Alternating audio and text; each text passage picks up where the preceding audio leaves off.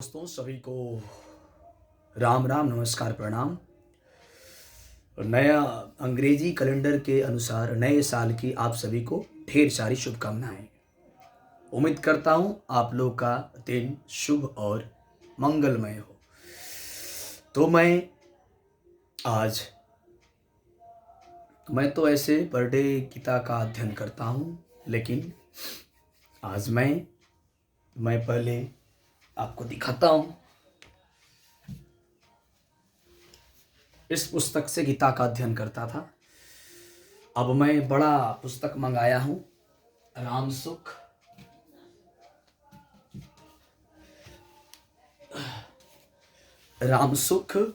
स्वामी रामसुख दास जी के द्वारा लिखा गया पुस्तक है। ये बड़ी सरल भाषा में, दिखने में थोड़ी मोटी दिखती है, लेकिन बहुत ही सरल भाषा में इसको वर्णन किया गया है। तो मैं अब इसी का कंटिन्यू अध्ययन करूंगा पर डे। आज साल का शुरुआत है अंग्रेजी कैलेंडर के अनुसार। तो सभी को एक बार फिर से आप सभी को नए साल की ढेर सारी शुभकामनाएं। आपका दिन आनंदमय हो, मंगलमय हो।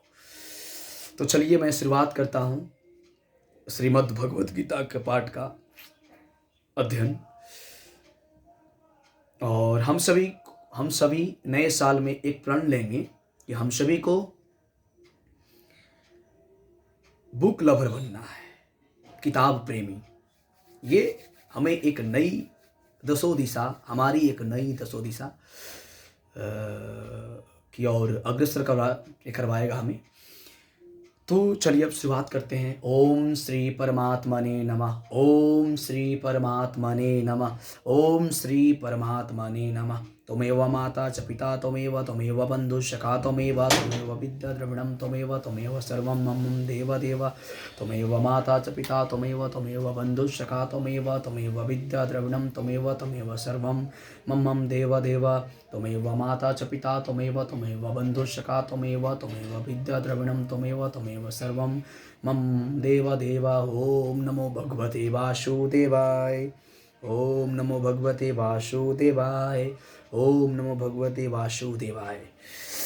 तो चलिए आज से हम शुरुआत करेंगे गीता का अध्याय का।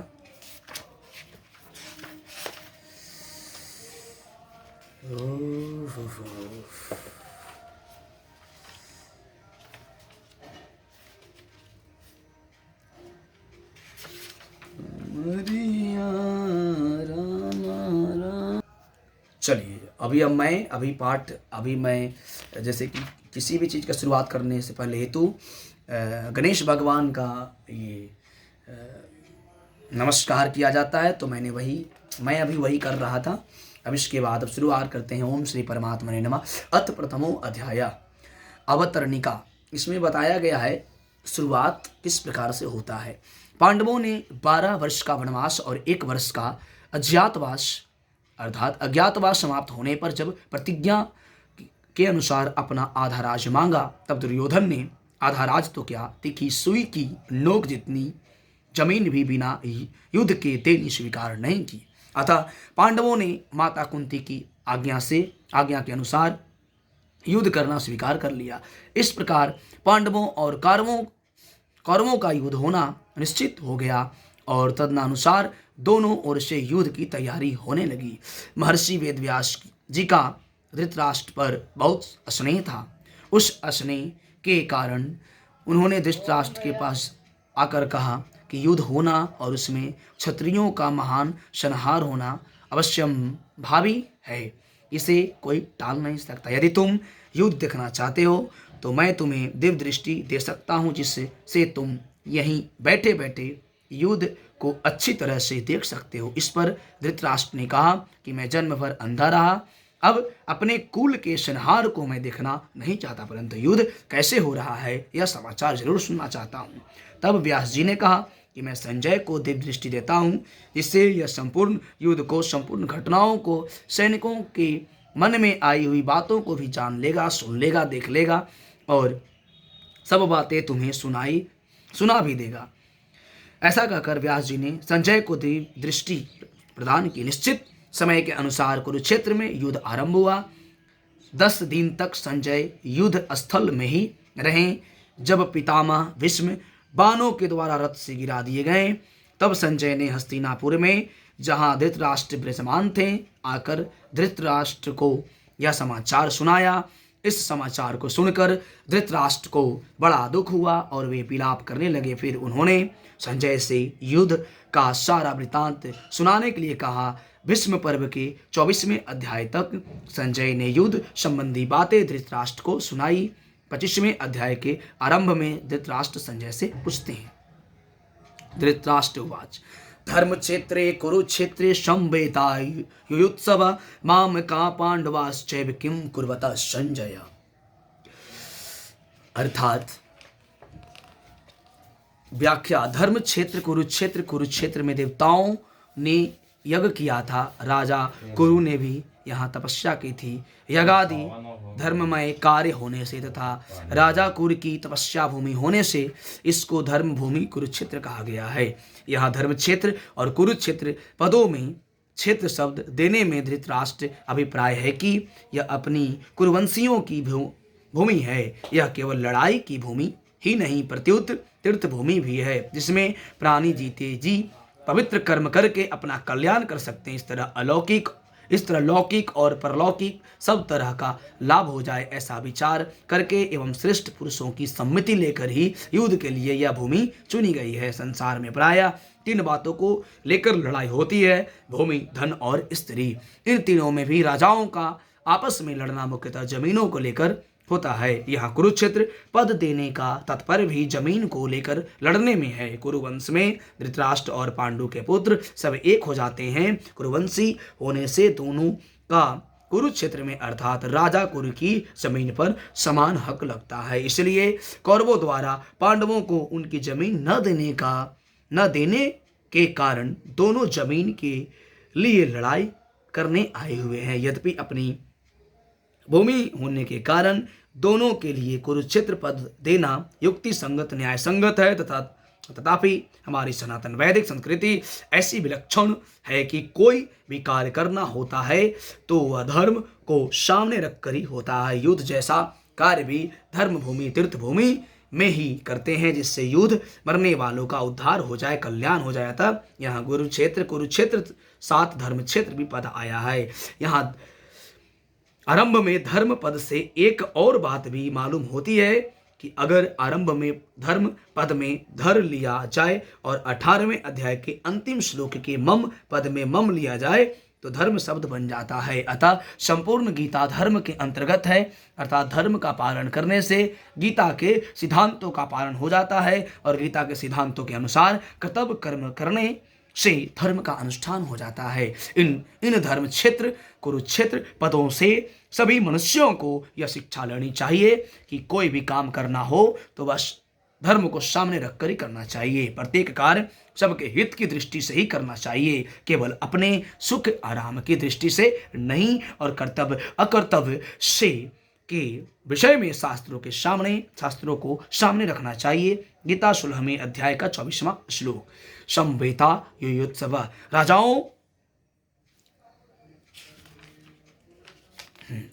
राजाओं के द्वारा बार बार संधि का प्रस्ताव रखने पर भी दुर्योधन संधि करना स्वीकार नहीं किया। इतना ही नहीं, भगवान श्री कृष्ण के कहने पर भी मेरे पुत्र दुर्योधन स्पष्ट कह दिया कि बिना युद्ध में तिखी सुई की नोक जितनी जमीन भी पांडवों को नहीं दूंगा।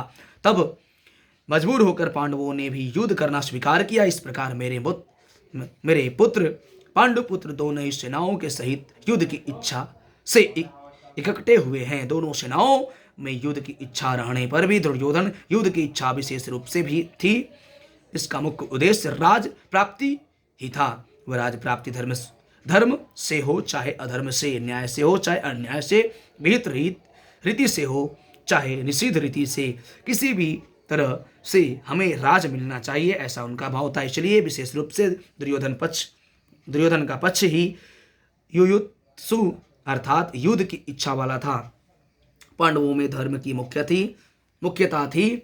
उनका ऐसा भाव था कि हम चाहे जैसा जीवन निर्वाह कर लेंगे पर अपने धर्म में बाधा नहीं आने देंगे, धर्म के विरोध नहीं चलेंगे। इस बात को लेकर महाराज युधिष्ठिर युद्ध नहीं करना चाहते थे, परंतु जिस मां की आज्ञा से युधिष्ठिर ने चारों भाइयों सहित द्रौपदी से विवाह किया था, उस मां की आज्ञा होने के कारण ही महाराज युधिष्ठिर की युद्ध में प्रवृत्ति हुई थी। अर्थात केवल मां के आज्ञा पालन रूप धर्म से ही युधिष्ठिर युद्ध की इच्छा वाले हुए हैं। तात्पर्य है कि दुर्योधन आदि तो राज्य को लेकर ही युयुत्सु थे, पर पांडव धर्म को लेकर ही युयुत्सु बने थे।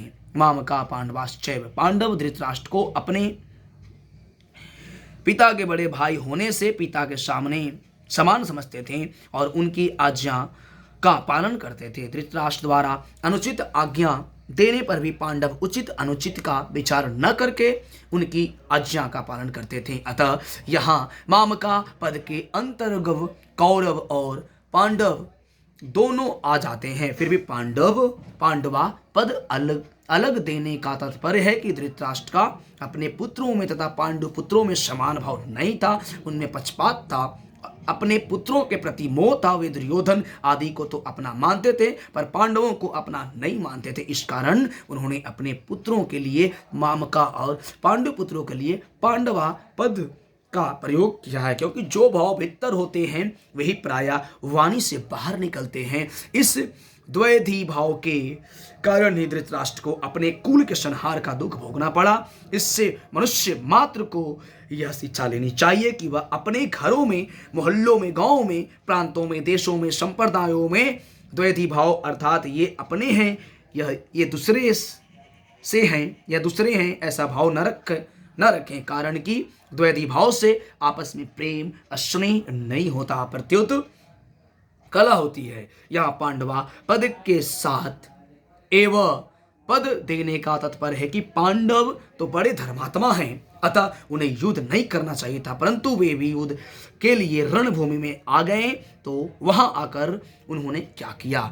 मामका और पांडवा, इनमें से पहले मामका पद का उत्तर संजय आगे के दूसरे श्लोक से 13वें श्लोक तक देंगे कि आपके पुत्र दुर्योधन पांडवों की सेना को देखकर द्रोणाचार्य के मन में पांडवों के प्रति द्वेष पैदा करने के लिए उनके पास जाकर पांडवों के मुख्य सेनापतियों के नाम लिए। इसके बाद दुर्योधन ने अपनी सेना के मुख्य योद्धाओं का नाम लेकर उनके रण कौशल आदि की प्रशंसा की। दुर्योधन को प्रसन्न करने के लिए भीष्मी जी ने जोर से शंख बजाया। उसको सुनकर कौरव सेना में शंख आदि बज उठे। फिर 14वें श्लोक से 19वें श्लोक तक पांडवा पद का उत्तर देंगे। रथ में बैठे हुए पांडव पक्षीय भगवान श्री कृष्ण शंख बजाया। उसके बाद अर्जुन, भीम, युधिष्ठिर, नकुल, सहदेव आदि ने अपने अपने शंख बजाए, जिससे दुर्योधन की सेना का हृदय दहल गया। उसके बाद भी संजय पांडवों की बात कहते कहते 20वें श्लोक से श्री कृष्ण और अर्जुन के संवाद का प्रसंग आरंभ कर देंगे। किम कुर्वता, किम शब्द के 3 अर्थ होते हैं, विकल्प, निंदा और प्रश्न। युद्ध हुआ कि नहीं, इस तरह का विकल्प तो यहाँ लिया नहीं जा सकता, क्योंकि 10 दिन तक युद्ध हो चुका है और भीष्मा जी को रथ से गिरा देने के बाद संजय हस्तिनापुर आकर धृतराष्ट्र को वहां की घटना सुना रहे हैं। मेरे और पांडु के पुत्रों ने क्या किया, जो कि युद्ध कर बैठे, उनको युद्ध नहीं करना चाहिए था। ऐसे निंदा या आक्षेप भी यहाँ नहीं लिया जा सकता, क्योंकि युद्ध तो चल रही थी और धृतराष्ट्र के भीतर भी अपेक्षा आक्षेप पूर्वक पूछने का भाव नहीं था। यह किम शब्द का अर्थ प्रश्न लेना ही ठीक बैठता है।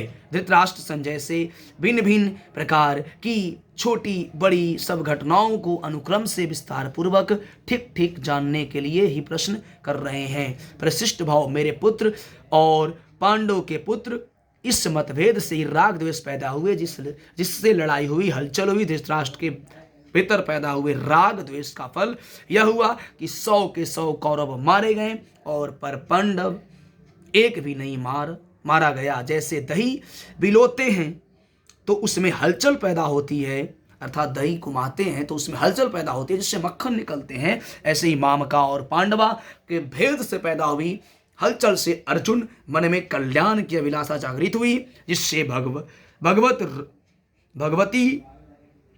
भगवत गीता रूपी मक्खन निकला।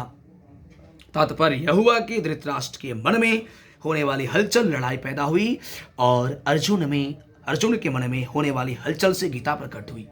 संबंध धृतराष्ट्र के प्रश्न का उत्तर संजय आगे के श्लोक से देना आरंभ करते हैं। दृष्टवा तु पांडवानिकं व्यूढ़ं दुर्योधनस्तदा आचार्यमुपसंगमय राजा वचनम ब्रवीत। चलिए, बहुत बहुत धन्यवाद आप सभी को यहाँ तक देखने के लिए।